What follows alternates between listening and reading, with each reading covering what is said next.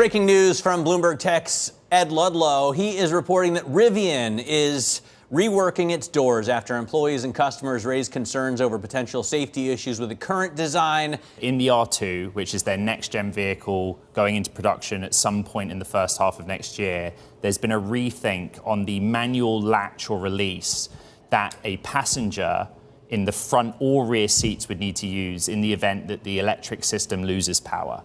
And what sources told us is that on their existing vehicles that are already out there in the marketplace called the R1, as part of a redesign, a generation-to-generation redesign that went through, the manual release, again, it's something you use when the system loses power, usually in an accident, its position was moved to a sort of more inaccessible area of the rear doors.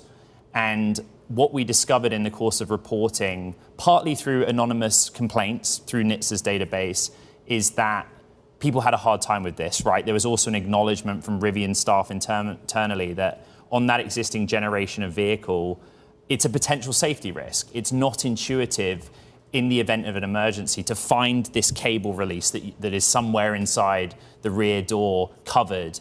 And so that's the reporting.